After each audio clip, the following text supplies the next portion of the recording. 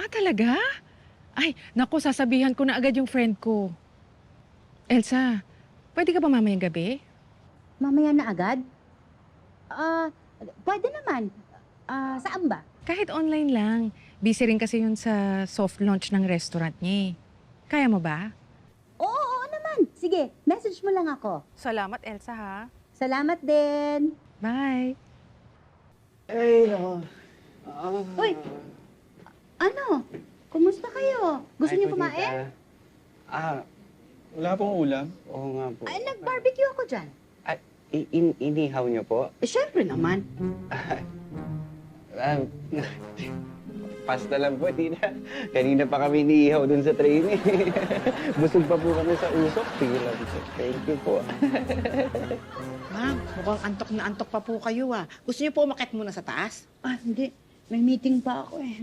Kape ma'am, pagtitimpla kita. Hindi na, nakakatatlo na ako. Oh. Ay. Ay. Hi. Hi, Elsa. This is Peter, but I call him Mr. Padilla.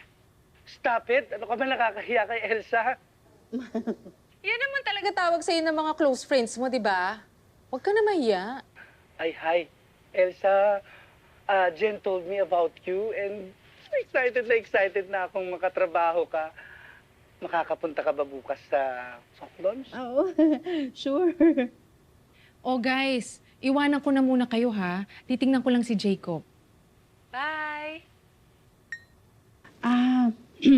Pasensya na ha. Medyo bago lang kasi ako sa ganitong business. Kaya baka marami akong tanong. It's okay, dear. Mas okay nga yun eh. Kasi at least alam mo kung ano yung pinapasok mo. Ano nga pala yung konsepto ng restaurant mo? Kasi sabi ni Jennifer sa akin, medyo kakaiba raw yung naiisip mo. Initially, it's one of a kind. At wala pa nun sa Pilipinas, ha? Nai-excite ako. Hello? Naku, medyo mahina yung internet ko. Siguro makakatulong kung you turn off your video. Okay lang ba? No problem. Ayan. Okay na? Perfect. Dito muna tayo sa inspiration ng concept ko. First, Elsa? Elsa? Elsa? Ma'am, may tinatanong po ata.